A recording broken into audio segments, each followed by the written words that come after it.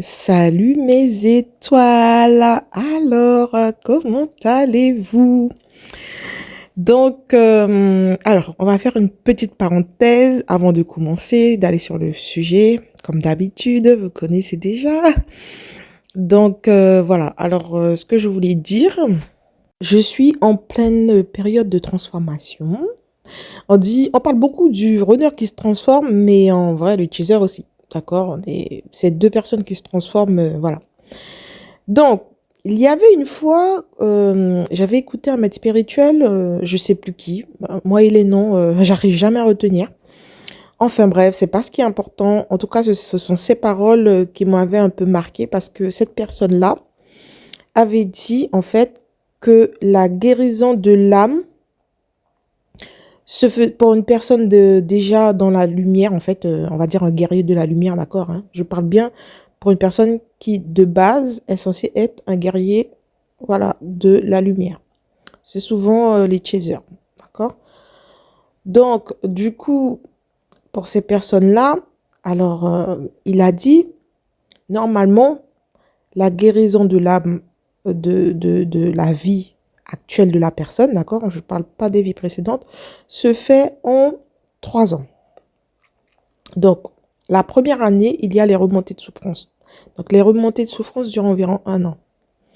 La deuxième année, il a dit, il y a perte de l'ego. Je ne dis pas que l'ego disparaît. Attention, l'ego est indispensable pour la vie sur Terre, etc. Mais l'ego se remet à sa place d'ego, en fait. On utilise l'ego quand il le faut, point. Il n'y a pas que l'ego prenne des décisions ou quoi. Donc, à ce moment-là, l'ego reprend sa place d'ego. Et la troisième année où c'est vraiment la guérison, en fait, de tout ce qu'on a vécu. Vraiment la cicatrisation, en fait, la troisième année. Donc, quand il m'a dit ça, quand il a dit ça, on va dire pas moi qui parlais, mais en général, je me suis dit, c'est bizarre qu'il dise ça parce que j'ai vraiment l'impression que c'est ce que je vis. C'est ce que j'ai vécu à partir du moment où j'ai rencontré mon jumeau. Dès que je l'ai rencontré, alors que je savais pas que j'étais sur un parcours de flamme jumelle, même un peu avant même, j'ai eu déjà les remontées de souffrance. J'ai eu les remontées de souffrance et tout. Et je me suis dit, c'est bizarre, il m'arrivait plein de... Alors là, j'ai passé une année très, très, très difficile. C'était l'une des pires de ma vie, je crois. Et du coup, j'avais vraiment les remontées de souffrance, les remontées des pleurs, des pleurs, des pleurs, des pleurs, des pleurs à n'en pas finir. Ensuite, la deuxième année, c'est vrai que j'ai remarqué que j'étais moins dans l'ego, du coup. J'avais conscientisé pas mal de choses. Et là, maintenant que je suis dans la troisième année, euh, je suis vraiment dans... En fait, cette troisième année-là, je suis beaucoup isolée. Beaucoup isolée. De par mon nouveau métier aussi, je vous ai dit que j'ai changé de métier. Du coup, mon nouveau métier m'isole beaucoup. Je suis beaucoup isolée du reste de la société. Je pense que c'est pour pouvoir, en fait, apaiser l'âme. C'est vraiment le moment où, ben voilà, on apaise l'âme. Par rapport à tout ce qu'on a vécu, on a besoin de souffler. C'est vraiment ce que je ressens là, franchement. Oh là là, c'est pas facile. C'était pas facile. Du coup, voilà, c'était juste la petite parenthèse. Donc, revenons à nos moutons. Ce que vous êtes loin de vous imaginer, ça, je parle plus pour les chasers, d'accord? Pour les chasers en début de parcours. Donc là, c'est une vidéo spéciale chaser. Après, les runners qui écoutent, désolé, hein, mais ça sera pas beau ce que je veux dire. Ben, du coup, pour les chasers qui sont en début de parcours et qui m'écoutent là maintenant, je vais faire un petit audio pour vous dire ce que vous êtes loin d'imaginer qui vous arrive là, à ce moment-là. Parce que maintenant que je prends du recul, mais j'étais loin d'imaginer certaines choses et je n'avais vraiment pas conscientisé beaucoup de choses.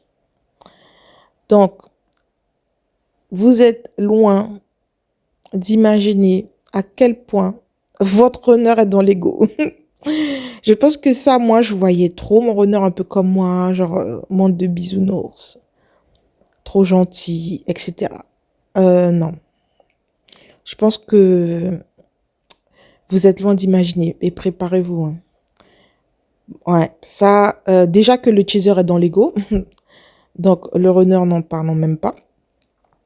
Bah après c'est pas méchant, hein, c'est son travail aussi pour nous éveiller aussi, pour nous faire conscientiser certaines choses et nous faire guérir après par la suite de nos souffrances, ok? Donc c'est son jugement. Mais vous êtes loin d'imaginer à quel point il est dans l'ego.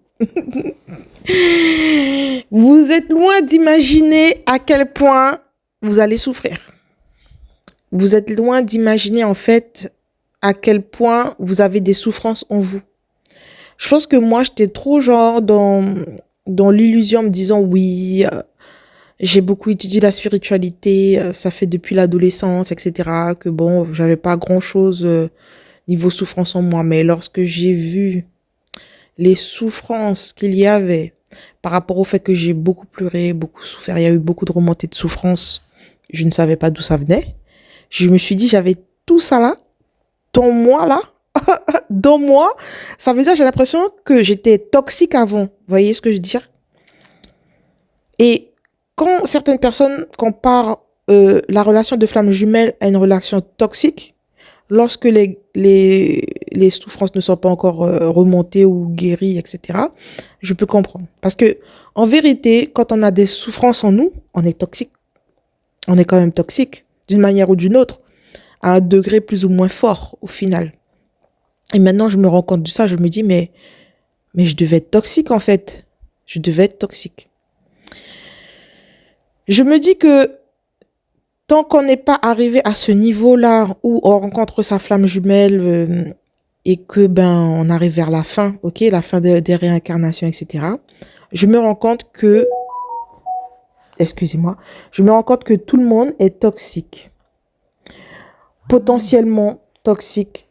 On est toxique les uns pour les autres. Tant qu'on a nos souffrances en nous, on est potentiellement toxiques les uns pour les autres à des degrés plus ou moins différents. En général, je dis bien, après, bon, il y a des gens qui vont me dire, oui, il faut pas généraliser. Bon, je dis bien en général, pas toutes, mais une femme qui, une personne qui a l'énergie féminine en tout cas, qui potentiellement n'a pas guéri de ses souffrances, d'accord, est souvent manipulatrice. Souvent, ce sont des gens manipulateurs, d'accord, à un degré plus ou moins élevé. Moi, je pense que je l'ai été. Et tout cela est très inconscient, en fait. On manipule pour pouvoir obtenir ce que l'ego veut, d'accord? C'est ça. On manipule parce qu'il y a des souffrances, parce que l'ego, c'est son moyen à lui de se protéger. Vu que, il prend un peu le dessus. Au niveau des hommes, je pense que un homme qui n'a pas guéri de ses souffrances est potentiellement aussi manipulateur ou pervers ou narcissique ou les trois à la fois. Donc, voilà. Malheureusement, c'est ça. On est dans un monde comme ça. Voilà. En fait, c'est ce que je remarque. Et même autour de moi, je regarde tous les couples, je regarde beaucoup d'émissions. Je me dis, mais en fait, il y a beaucoup de couples où rien ne va, ça va pas en fait. Et eux-mêmes, des fois, ils ne voient pas que ça va pas. Ils font semblant. Et là, on se dit, ok, d'accord. Ok, d'accord. Et on voit là maintenant, je pense que on conscientise à quel point c'est une bénédiction d'être sur ce parcours. Qu'est-ce que vous n'imaginez pas? C'est que, par exemple, si vous êtes en début de parcours et que vous avez conscientisé que vous êtes flamme jumelle, vous n'imaginez pas à quel point ça va prendre du temps. Je pense qu'au début, tous les chasers pensent que ça ira vite. Ah non, non, on a découvert qu'on est flamme jumelle et tout. Non, non, non, ça va prendre du temps. Du temps. Et tout ce qu'on vous dit sur les flammes jumelles, enfin, Si vous êtes vraiment sur un parcours, vous allez tomber sur des bonnes vidéos, les bons audios. Et tout ce qu'on vous dit, c'est potentiellement ce qui va se passer. Parce que moi, j'entendais parler des allers-retours du runner, etc. Je me disais, mais c'est impossible. Moi, j'ai jamais vécu ça. Quelqu'un qui fait des allers-retours et tout. Moi, je trouvais ça trop bizarre, en fait. Les discussions un peu vides, des fois, entre les flammes jumelles, où on se regarde, on n'en parle pas.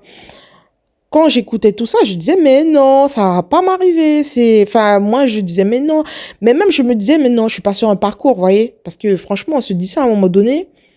Quand on vient de conscientiser ça et que on écoute des gens qui parlent de ça et tout, parce que moi, j'écoutais pas mal de vidéos en début de parcours, je me disais, mais non et tout, c'est pas possible. Je disais, mais non, c'est pas possible. Une relation comme ça va me rendre folle. Et en fait, tout ce qui m'a été dit, c'est vraiment ce qui s'est passé avec mon jumeau. Et c'est vraiment ce que j'ai trouvé aussi incroyable. Je me disais, mais c'est trop bizarre d'être tombé vraiment sur les bons audios, les bonnes vidéos qui me disaient tout ce que j'allais vivre avec mon jumeau. Et c'est exactement ce que j'ai vécu avec mon jumeau. C'est fou, hein? Les séparations, les allers-retours, l'ego surdimensionné du runner. C'était difficile. Les pleurs à tout va. Voilà, ça n'a pas été facile. Maintenant, ça va beaucoup mieux, comme je vous ai dit. C'est beaucoup plus équilibré, voilà. Mais en fait, lorsque vous arrivez en fin de parcours, vous voyez les choses vraiment différemment. Même tous les sentiments qu'on ressent pour son jumeau, les sentiments et tout, au début, je sais pas comment expliquer ça. C'est plus pareil après. C'est plus pareil. On va vivre cette relation vraiment plus sur un plan spirituel que 3D. Vous voyez ce que je veux dire? Parce que quand on rencontre un jumeau, nous, souvent les chasers, on a tendance à trop vouloir être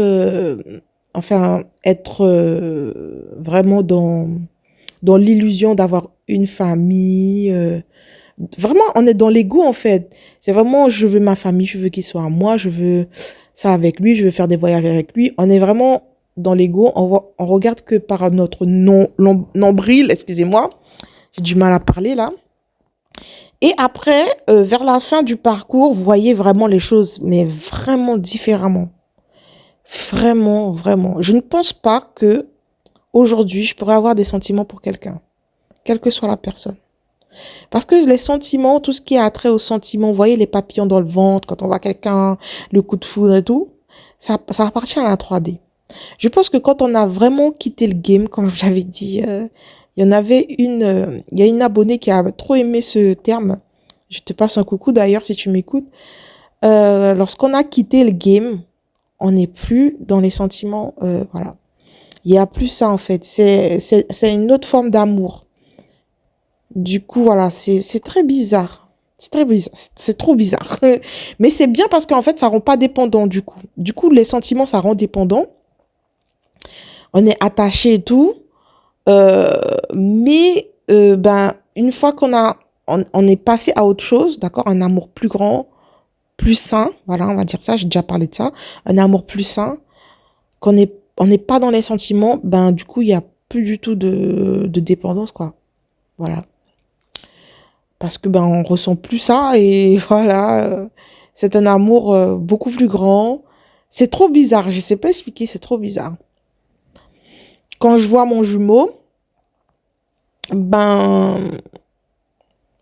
je le vois comme mon complément, mais pas comme quelqu'un d'indispensable à ma vie, d'accord? C'est pas quelqu'un d'indispensable à ma vie. C'est un complément, voilà. C'est une personne qui va me permettre de renforcer mon pouvoir spirituel, on va dire ça comme ça, pour pouvoir apporter plus de lumière sur Terre. Voilà. Voilà, vous voyez comment je vois les choses maintenant comparé à avant. Il y a une grosse différence, franchement. Là, je suis plus dans l'ego à me dire, oui, c'est l'homme de ma vie, c'est mon homme, on va faire ci ensemble, on va faire ça. Alors, pas du tout. Je vois vraiment les choses de façon beaucoup plus haute, en fait. Et voilà, et quand on voit les choses comme ça, Franchement, il y a pas d'attachement, quoi. C'est là, c'est là. C'est pas là, tant pis. C'est pas là, tant pis, voilà. J'espère que je me fais bien comprendre parce que là, j'ai l'impression que je pars. Je suis en train de monter loin, là. Je pense que pour quelqu'un qui est en début de parcours, ça va être peut-être difficile à comprendre ce que je dis. Moi-même, si je m'écoutais là en début de parcours, j'aurais pas trop compris. Mais je vous conseille de garder cet audio-là pour plus tard. Peut-être vous allez mieux comprendre après. Donc pour ceux et celles qui sont en début de parcours et qui m'écoutent actuellement. Donc voilà, alors qu'est-ce que je pourrais dire d'autre? Qu'est-ce que vous n'imaginez pas? C'est à quel point votre vie va changer. Je pense qu'on s'imagine pas à quel point. Sur le plan intérieur, surtout. On s'imagine pas à quel point notre vie va changer. À quel point ça va être bizarre, à quel point... C'est vraiment ça. Alors, ce que je vais vous dire là, c'est sans prétention aucune. Sans prétention. Mais on n'imagine pas, peut-être que je n'ai toujours pas conscientisé, à quel point il y a une différence entre les flammes jumelles et le reste de la population. En tout cas, ceux qui ne sont pas dans une grande conscientisation spirituelle, il y a un gros fossé. Et moi, je m'imaginais pas, j'étais tellement humble, tellement... Je me disais que non, les gens, c'était presque comme moi. Je sais pas, moi, pas que les gens sont limite comme nous, hein. Mais en fait, je pense que avec le temps, je me suis dit, mais il y a une grosse différence et qu'il y a beaucoup de travail. Il y a énormément de travail. Des fois, je me dis, mais je parle à la source, je me dis, mais on va jamais y arriver. Je vais jamais y arriver. Je suis en train de vous parler, j'ai les larmes qui montent aux yeux parce que quand je vois tout ce qui se passe, je me dis, mais on va jamais y arriver. C'est difficile, quoi. Mais on est beaucoup soutenu, beaucoup aidé. Je pense vous imaginez pas ça aussi, à quel point on est soutenu et aidé. Dès que je baisse les bras, j'ai des rêves prémonitoires. J'ai le soutien de la source, des êtres qui m'aident. Franchement, c'est pas facile, mais heureusement qu'on est soutenu. Donc voilà mes petites étoiles. C'est à peu près ce que je voulais vous dire. Donc j'espère que cet audio vous a plu. En tout cas, restez fort avec tout ce qui se passe là dans le monde. J'ai l'impression qu'on est vraiment dans une cocotte minute qui est prête à exploser. Soyez forts et ne soyez pas pessimiste comme moi je l'ai été là à me dire qu'on va jamais y arriver. Mais oui, on va y arriver. On est quand même sur le bon chemin, même si on croirait que non. Voilà. Allez, gros bisous mes étoiles. À bientôt. Tu es mon jumeau, je suis ta jumelle. Tu es mon chaser, je suis ton runner. Mais qui sommes-nous? Nous sommes les flammes jumelles. L'amour réussira-t-il à briser nos chaînes? Mon cher jumeau, je t'aime.